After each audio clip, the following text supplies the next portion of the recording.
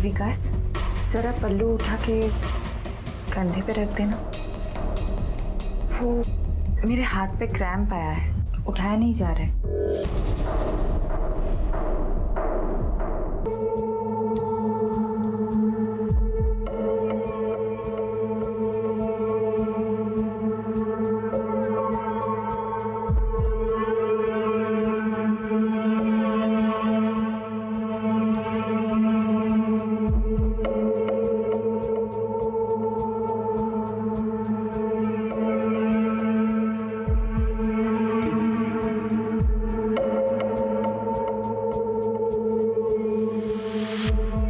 साहब ये सब उसकी मर्जी से हुआ था, बल्कि उसकी वजह से हुआ था।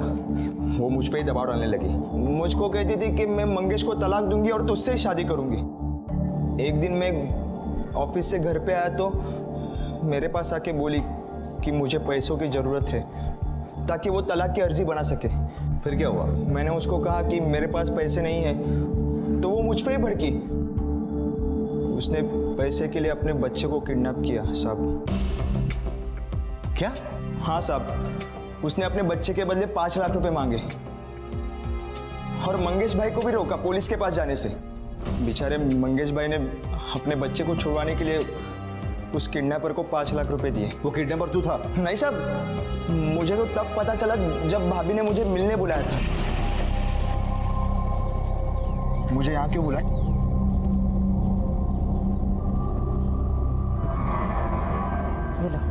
ये लो, इसमें 1 लाख रुपए है। जाकर वकील को दे देना और बोलना पेपर्स तैयार करें। मैं उस घर में और एक दिन भी नहीं रह सकती हूँ। इतना पैसा कहाँ से लाया तूने? मैं अपने प्यार को पाने के लिए कुछ भी कर सकता हूँ। ये तो बहुत छोटी सी चीज़ है। पर तुमने किया क्या? इतना पैसा कहाँ से लाया? अपने बेटे को किडनैप करा के। कहते हैं कि माँ की आंखों से अगर उसका बच्चा एक पल के लिए भी ओझल हो जाए तो वो पल माँ के लिए कांटे नहीं कटता और उसके दुख का अंदाजा तक नहीं लगाया जा सकता। सुरेखा का कहना था कि ये सब कुछ उसने अपने प्यार के लिए किया है। विकास को जैसे ही मामले की संजीदगी की भनक लगी तो वो पुणे से नायगांव भाग आया। वो किसी मुसीबत में नहीं पड़ना चाहता था, लेकिन मुसीबत तो उसके दरवाजे पर दस्तक दे चुकी थी, क्योंकि सुरेखा का खून भी नायगांव में ही हुआ। बेशक अभी तक पुलिस को किसी के खिलाफ कोई पुख्ता सबूत नहीं मिला, लेकिन शक की तलवार कई लोगों के सर पर लटकी हुई थी और वो तलवार किसी न किसी के सर पर तो गिरने वाली थी, क्योंकि पुलिस ने हार नहीं मानी थी और उनकी छानबीन जारी थी। सर ये देखिए, सुरेखा का कत्ल जहां पर हुआ वहां की दुकान से ये सीसीटीवी फुटेज मिले। सर वो रिक्शा से उतरा और लैंप पोस्ट के पीछे जाकर छुप गया। वो किसी को ढूंढ रहा है सर, शायद सुरेखा को ढूंढ रहा। लेकिन इस फुटेज में सुरेखा तो नहीं दिख रही है। सर ये मर्डर की रात 10:15 बजे के फुटेज है और अगर मंगेश यहाँ पर था तो इसका मतलब है उसके घर वाले झूठ बोल रहे हैं। आप सब लोगों ने हमसे झूठ कहा था कि ये उस वक्त घर पे मौजूद था। अब चुपचाप क्यों है, बोलिए ना। प्रताप शिंदे, आप ही ने हमारी इंक्वायरी रुकवाने के लिए ऊपर तक फोन घुमाया था ना? कुछ फायदा हुआ? चलो अब सब कुछ सच सच पकड़ो। मैं उस रात सुरेखा के पीछे गया था। तुम वहां पे रुको, मैं आती हूँ। कहाँ जा रही हो? मैं 10 मिनट में आती हूँ।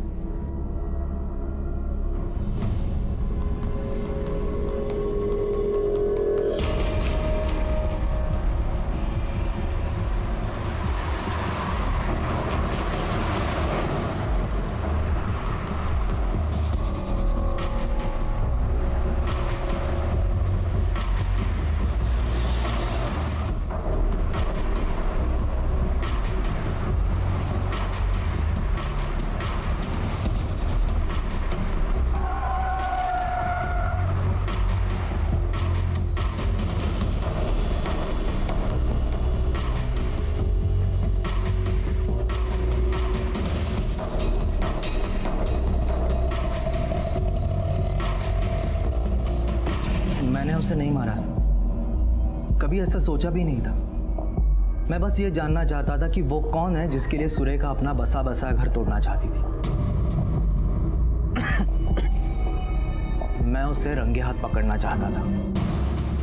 सर, इस मंगेश की बातों पर यकीन नहीं किया जा सकता। हो सकता है वो झूठ बोल रहा हो, और अगर वो सच बोल रहा है तो सबसे पहला सस्पेक्ट वही बनता है। और मंगेश से भी पहला शक उस आदमी पर जाता है जिसने उस रात सुरेखा को फोन करके बाहर मिलने के लिए बुलाया। उस आदमी के बारे में कुछ इन्फॉर्मेशन मिली? सर, सुरेखा का कत्ल जिस दिन हुआ उस दिन से उसका मोबाइल गायब है, और उसको सबसे लास्ट कॉल एक पीसीओ से आया था। मैंने पता किया। साहब, फोन करने तो दिन भर कई लोग आते हैं और रात को भी कई लोग आए थे। इसे मैं याद रखना मुश्किल है। लेकिन ऐसी कोई खास बात जो तुमने देखी हो या तुमने सुनी हो? करीबन रात को 10 बजे एक आदमी आया था जिसने अपना मुंह रुमाल से ढक दिया था और बहुत हंस भी रहा था। मंगेश सुरेखा की रिक्शा फॉलो कर रहा था। इसका मतलब उसके आगे वाले रिक्शा में सुरेखा होनी ही चाहिए। पुलिस स्टेशन पहुंचते ही सीसीटीवी फुटेज चेक करना, जूम करके रिक्शा वाले का नंबर मिल रहा है कि नहीं देखो। अगर मिल रहा है तो आरटीओ में उसके बारे में इंक्वायरी करो, रिक्शा वाले से बात करो, शायद हो सकता है वो हमें कुछ बताए। Okay sir. इस औरत को देखा है कहीं? हाँ सर, उसको कुछ दिन पहले मैंने गली नंबर 14 के एंड में छोड़ा था। कोई था उसके साथ या वो अकेली ही थी? वो अकेली थी साहब, लेकिन जहाँ पर मैं उसे छोड़ा था वहाँ एक आदमी उससे मिलने आया था।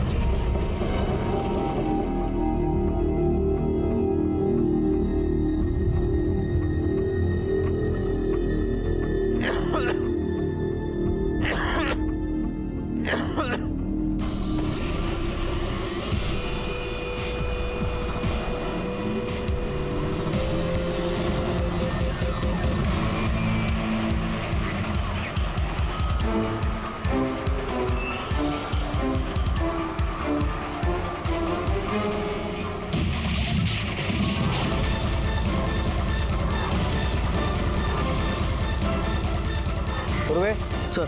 कामरे, जूतों के निशान। एक काम करो, और अच्छी तरह से ढूंढो, देखो कहीं कुछ मिलता है क्या। सर।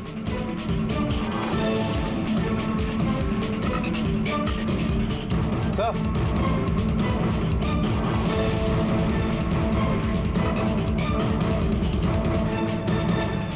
टूटी हुई चूड़ियां, जरूर कुछ ना कुछ तो हुआ है।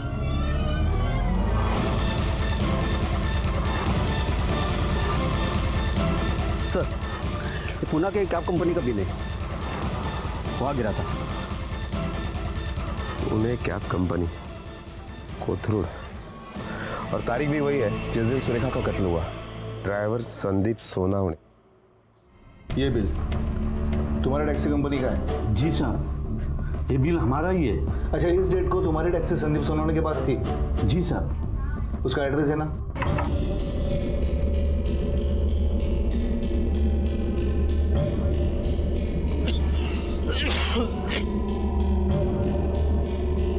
संदीप सोनावणे। आप कौन?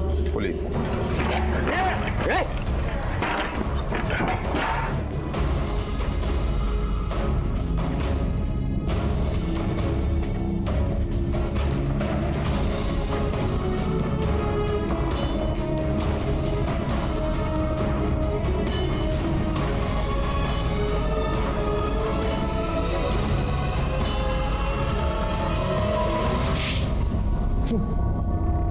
तूने ही बस स्टैंड के पीसीओ से सुरेखा को फोन किया था ना, और वो तुझे मिलने भी आई थी, ये तो हमें पता है।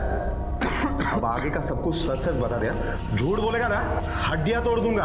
हाँ साहब, मैंने ही सुरेखा को फोन किया था। साहब, मुझे पैसे की बहुत जरूरत थी और वही लेने में गया था। पर वो तुझे पैसा क्यों देने वाली थी? साहब, मेरी रिक्शा थी और मैं बच्चों को स्कूल छोड़ने का काम करता था साहब।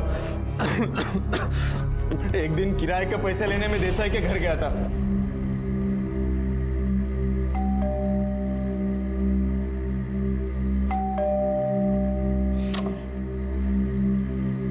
और मैडम, वो स्कूल के रिक्शा के पैसे। हाँ, बैठो ना, मैं दे दूँ। जी। सॉरी, एक सेकंड, बैठ जाओ। जी। मैं लाती हूँ।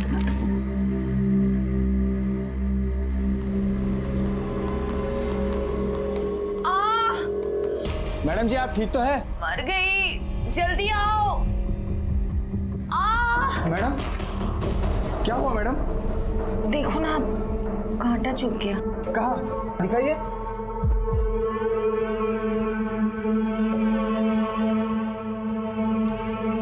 यहाँ।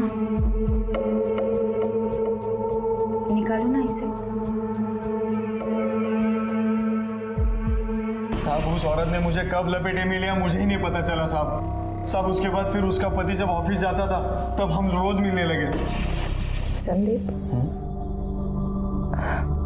मैं मंगेश को तलाक देना चाहती हूँ। क्यों? अरे, उसको मैं तलाक नहीं दूंगी तो मैं तुमसे शादी कैसे करूंगी? साहब वो औरत शादी के लिए मेरे पीछे ही पड़ी थी साहब। मैं बहुत डर गया था। मैंने बच्चों को स्कूल छोड़ने का काम भी छोड़ दिया था साहब। उसके बाद मैं एक टैक्सी कंपनी में नौकरी को लगा और साहब 3-4 महीने तक तो उसकी कुछ खबर भी नहीं थी। और साहब मैंने सुना था कि उसका उसके देवर के साथ चक्कर चल रहा है। और साहब फिर मैं बिंदास हो गया और एक दिन अचानक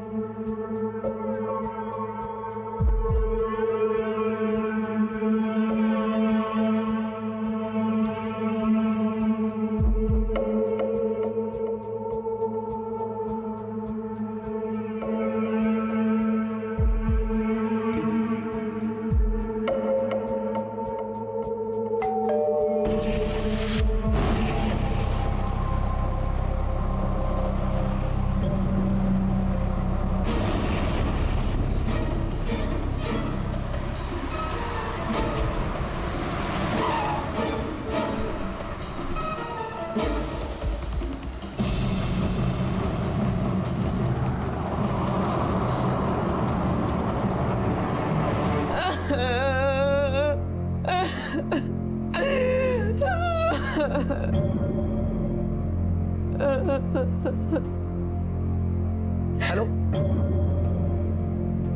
हाँ हेलो, आकाश तुम्हारे घर आया क्या? नहीं, अगर वो तुम्हारे घर आता तो प्लीज मुझे फोन कर। हाँ हाँ हाँ, प्लीज प्लीज प्लीज। जी जी जी।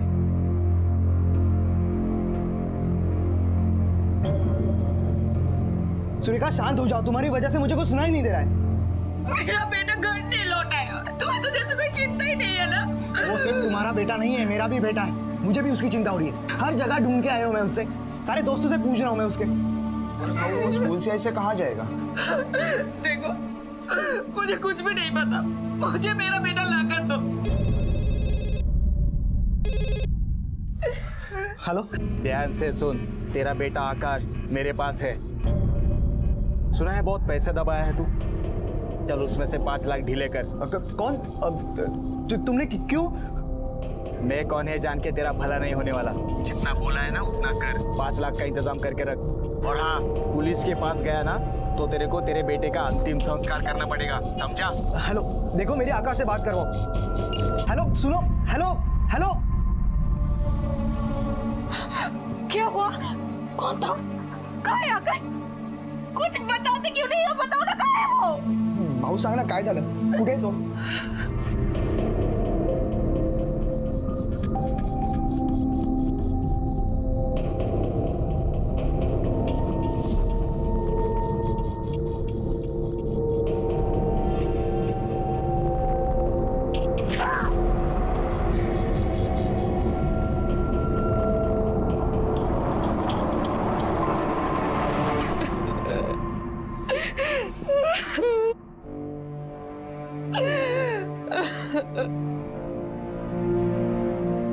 मुझे लगता है हमें पुलिस को इन्फॉर्म करना चाहिए। हाँ।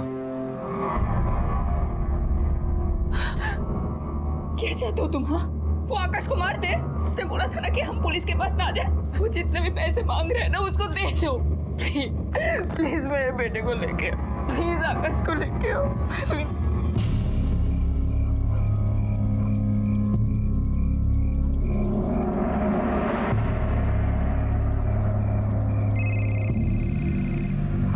हेलो हेलो, मैं पहुंच गया हूँ यहाँ पे। तेरे सामने वो बड़े वाला मिट्टी का ढेर दिख रहा है? हाँ है। वहां पे जाके पैसे रख। मैंने बैग रख दिए। मेरा बेटा कहाँ है? तेरे राइट साइड में बड़े बड़े पाइप दिख रहे हैं? हाँ दिख रहा है। उसमें तेरा बेटा है, जाके ले ले। हाँ।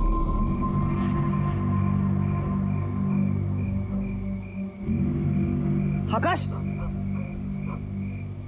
आकाश आकाश आकाश आकाश देख देख देख देख कोई कुछ नहीं नानी घर पे जा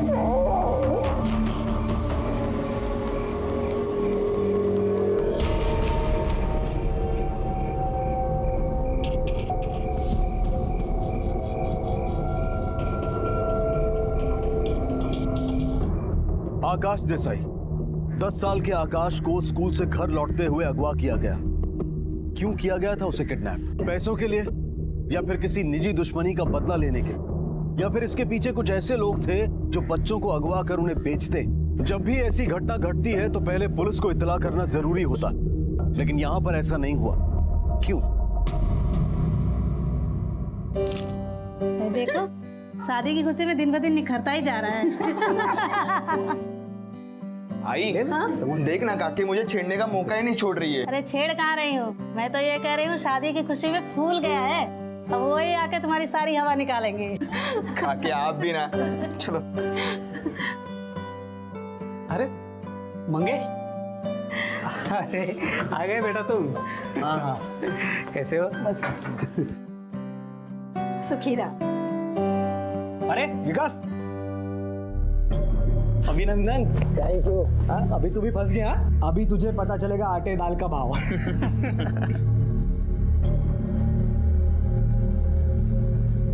अरे सुरेखा, तुम यहाँ क्यों खड़ी हो बेटा? आओ अंदर आओ, मैं तुम्हें तुम्हारा कमरा दिखाती हूँ। चलो। आओ, तुम भी फ्रेश हो। हाँ हाँ, आता हूँ। हाँ।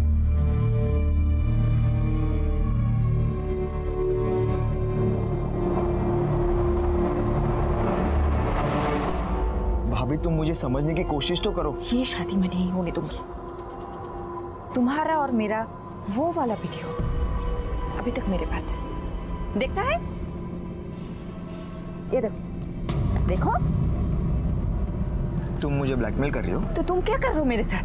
विकास, तुमने अगर ये शादी नहीं तोड़ी ना, तो मैं सबको तुम्हारे और मेरे बारे में बता दूंगी, याद रखना।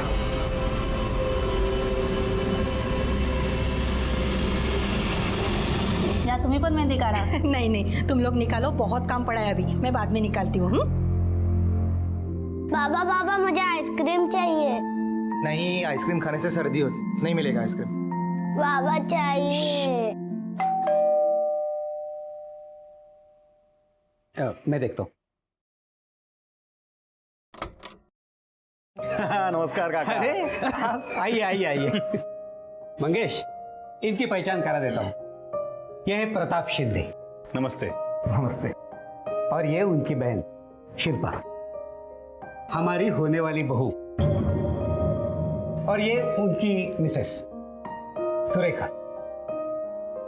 वो हम विकास के लिए नए जूते लाए थे, उसकी ट्रायल करवानी थी ना, इसलिए आए हम लोग। या विकास की याद आ गई इसलिए जूतों का बहाना बनाया।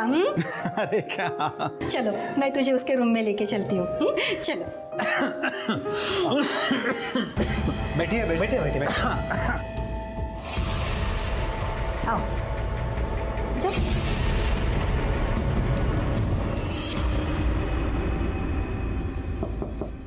कौन है? आजा। विकास, ये देख, तेरी होने वाली बीबी जूते दिखाने के बहाने तुझसे मिलने आई है। तुम दोनों बातें करो, मैं चलती हूँ, बहुत काम पड़ा है। ये जूते ट्राई कर लीजिए ना प्लीज। प्रताप भाव लाए हैं रिसेप्शन में सूट के साथ पहनने के लिए। साइज छोटी होगी तो सुबह चेंज हो जाएगा। हाँ ठीक है, मैं बाद में देखता हूँ। ठीक है। शिल्पा, एक मिनट।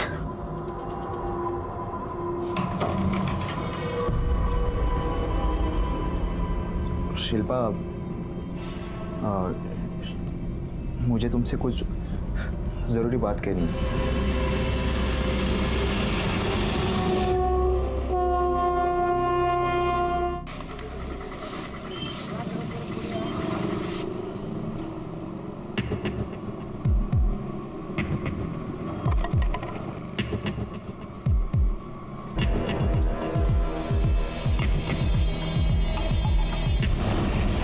पाए। शादी का माहौल था, सब खुश थे, लेकिन कुछ रिश्ते उलझे हुए दिखाई दे रहे थे। विकास शादी कर रहा था तो सुरेखा को, जो कि उसकी भाभी थी, उसका इससे क्या सरोकार हो सकता था। दूसरी तरफ नायगांव में एक घटना घटी जो नायगांव के लिए नई थी और किसी हादसे से कम नहीं थी, इसलिए खलबली मचना जायज था। पुलिस ने मौके पर जाकर कार्रवाई की थी और पता लगाने की कोशिश की थी कि ये लाश आखिर है किसकी, जिसमें एक बात सामने आई थी कि ये औरत नायगांव की तो नहीं थी। तफ्तीश में पुलिस को लाश की पहचान तक पहुंचने का रास्ता मिल चुका था और उन्होंने अपनी कार्रवाई भी आगे बढ़ा दी थी, जो किसी की जिंदगी में तूफान लाने वाली थी। मंगेश बेटा, अरे कहाँ हो तुम दोनों? सुरेखा कहाँ गई? गुरुजी तुम दोनों को बुला रहे, रस्म का टाइम हो रहा है। काकी मुझे क्या पता कहाँ है, कहाँ जाती है, क्या करती है, कुछ बताती नहीं है। अरे ऐसे क्यों बोल रहे हो तुम? वो बीवी है तुम्हारी, और कोई सुन लेगा तो क्या सोचेगा? क्या हुआ, तुम दोनों में झगड़ा हुआ है क्या? शुभमंगल सावधान तदेव लग्नं सुदिनं तदेव या बलं दैव बलं तदेव लक्ष्मीपते ते गृहोस्फुरामि शुभमंगल सावधान।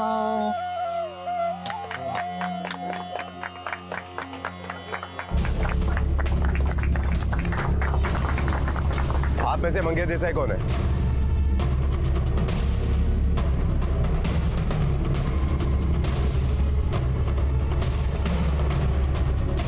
आपको हमारे साथ चलना पड़ेगा।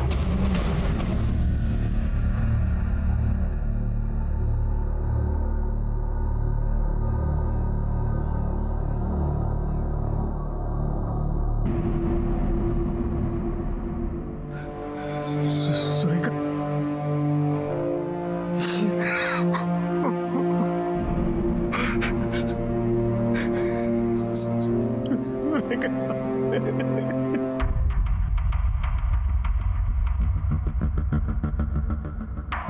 साहब हम पूना में रहते हैं।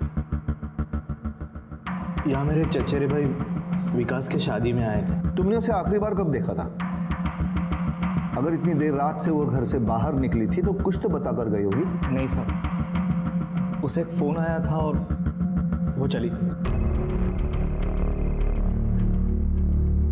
हेलो,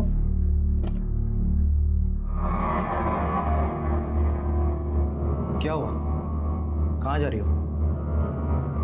मैं 10 मिनट में आती हूँ।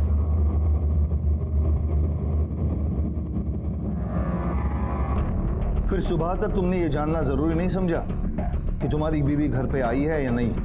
साहब शादी का घर है, कई सारे मेहमान हैं, मुझे लगा वापस आकर किसी काम में उलझ गई होगी। उसके यहाँ पर किसी के साथ जान पहचान थी? हो सकता है उसे मिलने के लिए निकली हो। हम यहाँ नायगांव में किसी को नहीं जानते, बस मेरे काका का घर है जिनके यहाँ ये शादी है, और वो सोलापुर से थी। सर उसका मेरे अलावा किसी से कोई लेना देना नहीं है। तुम्हारी बीवी एक दूसरे शहर में जहाँ तुम्हारे परिवार के अलावा वो किसी को जानती तक नहीं है, देर रात घर से निकलती है किसी को मिलने के लिए, और तुम ये जानने की कोशिश भी नहीं करते कि वो किससे मिलने जा रही है, घर वापस आई है या नहीं आई है। अब तुम अपने आप बोलोगे या हम बुलवाएं? साहब मेरा यकीन कीजिए साहब, वैसे भी हम दोनों में ज़्यादा बातें नहीं होती थी। क्यों? वो मुझसे तलाक लेना चाहती थी। मैं तुमसे छुटकारा चाहती हूँ। क्यों तुम बसे बसाए घर को तोड़ना चाहती हो? क्या ये बसा बसाया घर है? ये वो घर है जहाँ दो लोग बेवजह रहते हैं, जिनको अगर महीनों में एक दूसरे की शक्ल ना दिखे ना तो कोई प्रॉब्लम नहीं है। मैं तुम्हारे साथ नहीं रह सकती, तुम बस नाम के प्रति रह गए हो। तुमने कभी सोचा है कि आकाश पर क्या बीतेगी? आकाश को तुम अपने साथ रख लो, मुझे नहीं चाहिए वो।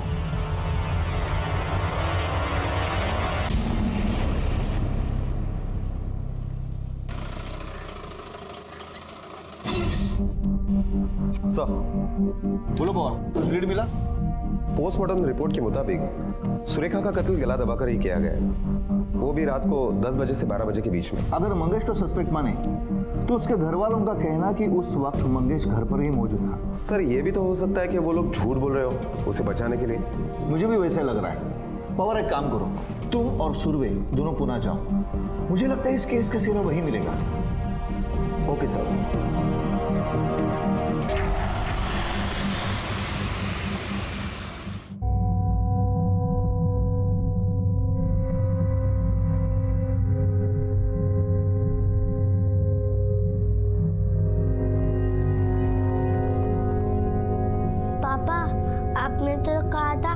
माई कहीं बाहर गई है, अभी आ जाएगी। बोलो ना पापा कहाँ है, बोलो ना, चुप क्यों, बोलो ना। मर गई तेरी आई, छोड़ के चली गई है तुझे, अभी कभी नहीं आएगी। देख, आज से मैं ही तेरी आई हूँ और मैं ही तेरा बाबा, समझा? अब जाके सो जा, चल सो जा।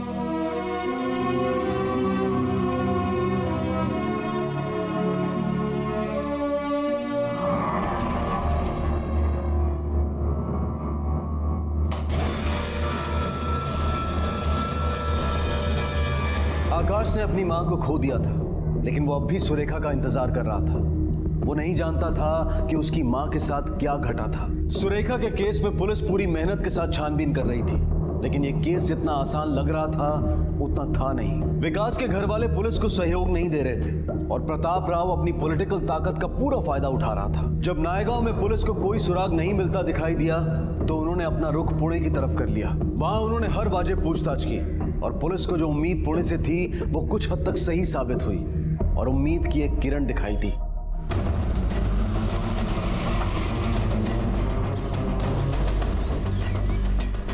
मंगेश तो बहुत अच्छा है साहब, अपने काम से काम रखता है, पर पता नहीं उसकी पत्नी के साथ क्यों बनती नहीं थी। साहब पहले तो सब ठीक था, पर धीरे धीरे उनके घर से झगड़े की आवाज़ बहुत आने लगी। कभी कुछ पता चला कि उन दोनों में झगड़ा क्यों होता था, झगड़े की वजह क्या थी? साहब जब से वो विकास इधर रहने आया तब से झगड़े बढ़ रहे थे। 5 महीने इधर रहकर गया वो, बीच में अफवाह उड़ी उसका और सुरेखा का कुछ चक्कर चल रहा था क्या? हाँ साहब, हम दारू पीने बैठे थे तब उसने खुद बताया था ऐसा। साहब वो लोग बकवास कर रहे, कुछ भी बातें बना रहे। मेरा और भाभी जी का कोई चक्कर नहीं था, मैं सिर्फ उनके घर में रहता था। मुझे लग रहा है मेरी यही गलती हुई। और एक गलती भूल रहे हो, शबनम बार जाने की गलती और तुम्हारे दोस्त शंकर के सामने तुम्हारे और भाभी के रिश्ते के बारे में कबूली देने की गलती। बहुत बड़ी गलती हो गई यार मेरी। मेरे को लगता था मैं जितना दिन उधर हूँ उतना दिन ऐश कर लूँ, मजा कर लूँ। वैसे भी उसको बाल बच्चे है, परिवार है, कुछ टेंशन ही नहीं ना। लेकिन मेरे ही गले में पड़ गई वो। मैं जो बोल रहा हूँ ना वो कर, तो इधर से निकल, नायगांव जा और शादी कर। अरे उसके पास सिर्फ धमकी नहीं है, उसके पास और कुछ भी है। हमारा वीडियो है, वीडियो। एक ही बिस्तर पे हम दोनों। अरे यार नहीं हो सकता यार।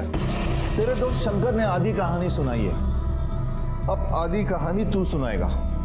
जल्दी से सुना वरना ये पवार का हाथ बहुत चलता है। वो मेरा और भाभी का चक्कर था साहब, लेकिन मैंने शुरुआत ना की ना जबरदस्ती की साहब। ये सब उसने शुरू किया था। मैं सिर्फ नौकरी के वजह से पुणे गया था और उसी वजह से उनके घर में रहता था।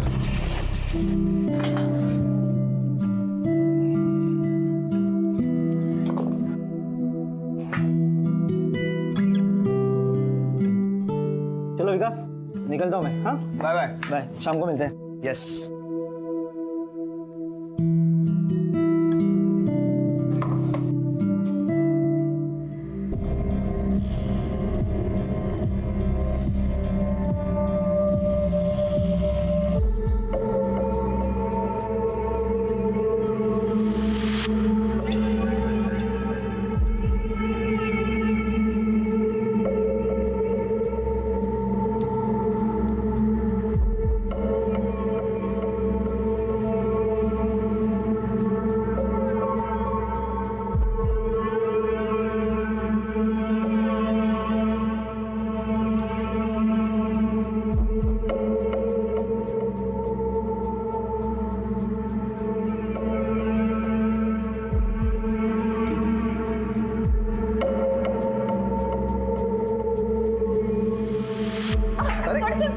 नहीं ठीक है भाभी जी। अरे मैं कर देता हूँ। मैं करता हूँ साहब। भाभी जी ठीक है, मैं करता हूँ साहब।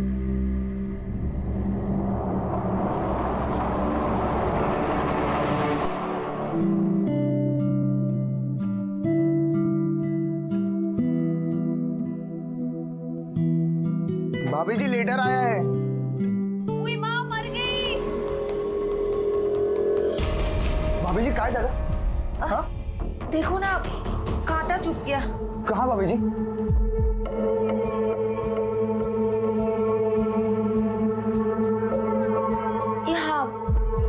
छुपा है?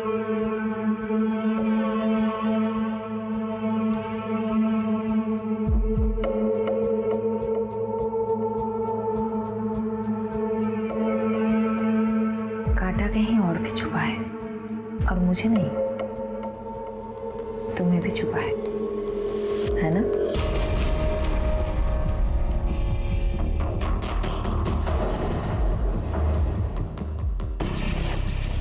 विकास, हाँ भाभी। जरा अंदर आना। हाँ आता हूँ।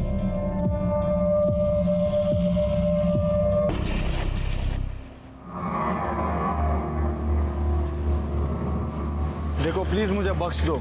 देखो, मैं यहाँ तुमसे ये कहने के लिए नहीं आई हूँ मुझसे शादी कर लो। मैं एक मुसीबत में हूँ, मुझे मदद चाहिए। कैसी मदद? मैं चाहती हूँ तुम मेरे बेटे को किडनैप करो और मेरे पति से 5 लाख रुपए मांगो। क्या तुम पागल हो गई हो? अपने खुद के बेटे को? मुझे पैसों की बहुत जरूरत है और तुम्हें बस किडनैपिंग का नाटक करना है। नहीं, मैं ऐसा कुछ नहीं करने वाला। तुमको पता है, मुझे तुम्हारे घर का पता मिल गया है।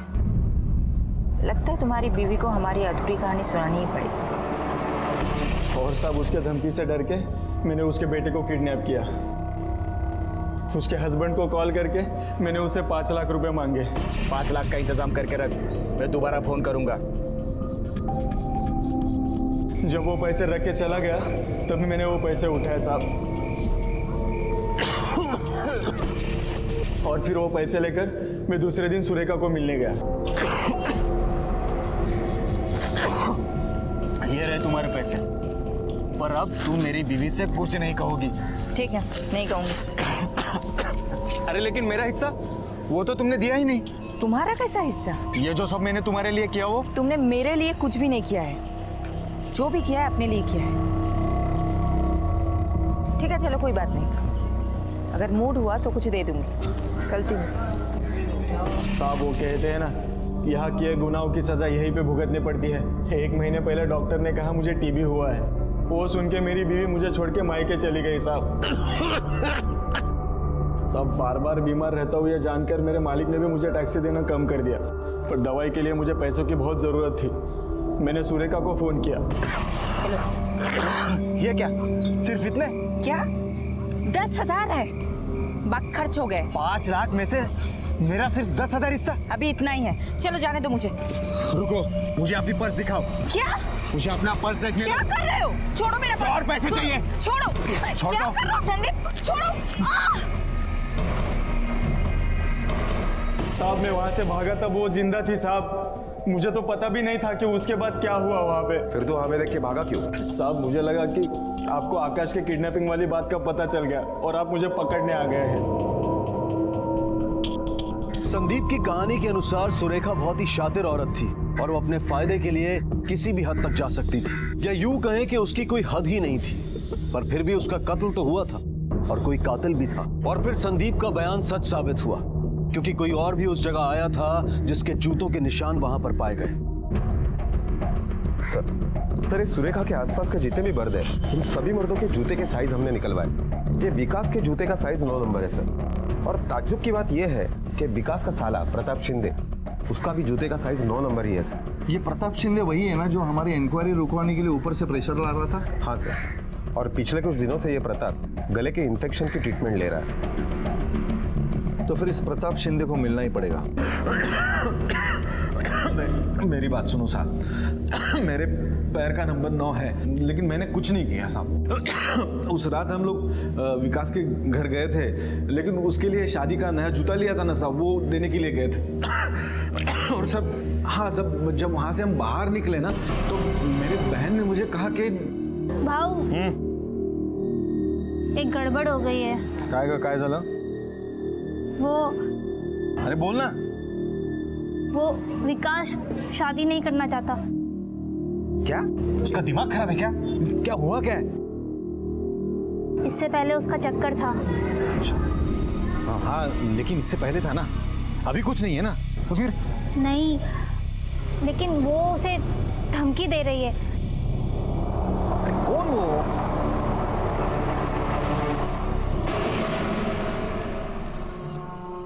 बहुत कुछ सुनाई दे रहा है तेरे बारे में। शिल्पा ने मुझे बताया तेरा लफड़ा। लफड़ा मतलब? तेरा और विकास का। देख अभी जो हो गया ना उसको भूल जा। वो मेरा होने वाला जीजा है। हाँ अब ये बैग उठाने का और निकलने का, समझी ना? ए तू जानती नहीं है मेरे को, मैं कौन हूँ? बहुत भारी पड़ेगा तेरे को, पहले बोल रहा।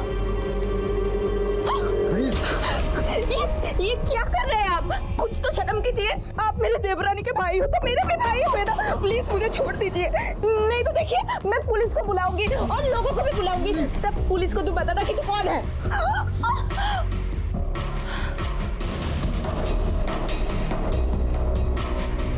सुन, जल्दी जल्दी यहाँ से निकल जा, नहीं तो तू उधर जेल में रहेगा और मैं ना यहाँ तेरे होने वाले जीजा से शादी रचाऊंगी और तू शामिल भी नहीं हो पाएगा। चल निकल। साहब बहुत डेंजर औरत थी साहब।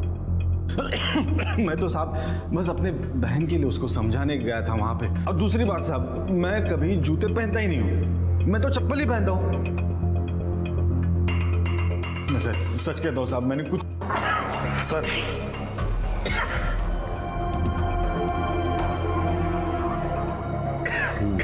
क्या ये यही जूते हैं जो आपने विकास के लिए खरीदे? हाँ साहब ये वही जूते हैं।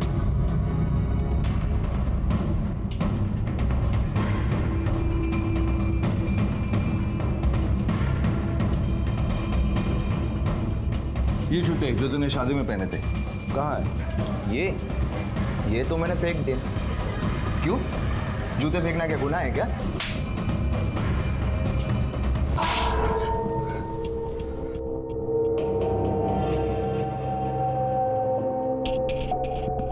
ये जूते पहचानता है? तेरी शादी के दूसरे दिन तेरा घर का जो कचरा उठा था ना उसे मिले थे। और ये जूतों के निशान उसी जूतों के निशान से मैच हो रहे हैं जो सुरेखा के मर्डर स्पॉट पे मिले थे।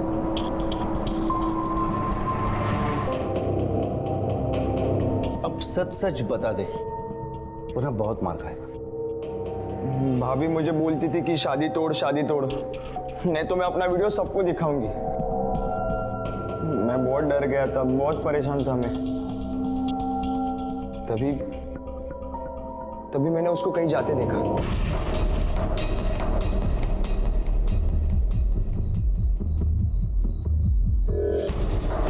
मैंने 1 मिनट के लिए सोच लिया और वहां सामने ये जूते थे। मैंने पहने और उसके पीछे चला गया।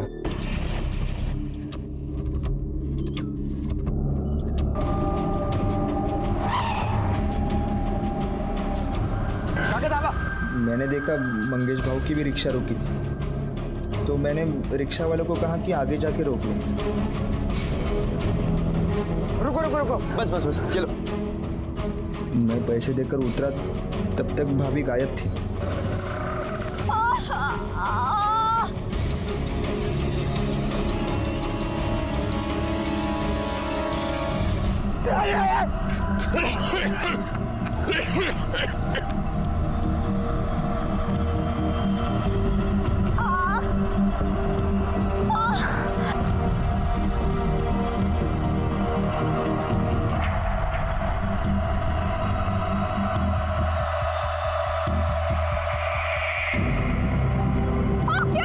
क्या कर रहा था?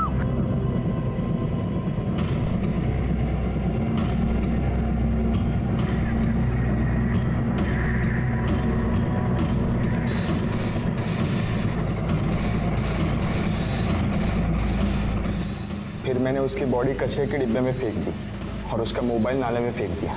फिर मैं घर आया और शादी के दिन पुलिस को देखा तो मैं बहुत डर गया और डर के ये जूते मैंने कचरे के डिब्बे में फेंक दिए। पर तुझे ऐसा लगा कि तू पकड़ा नहीं जाएगा, लेकिन एक बात ध्यान रखना, जुर्म होने से पहले दस्तक भी देता है और होने के बाद अपने निशान भी छोड़ता है।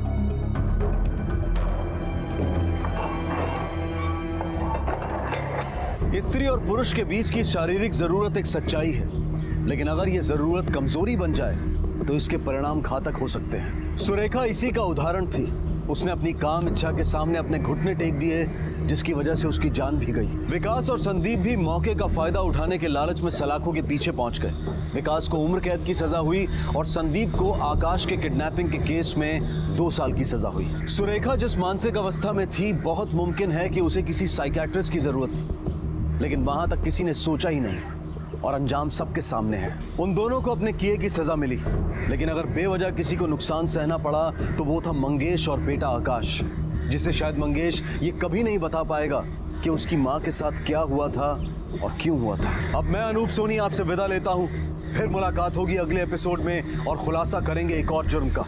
तब तक अपना और अपने परिवार का ख्याल रखें और देखते रहें क्राइम पेट्रोल डायल 100। सबक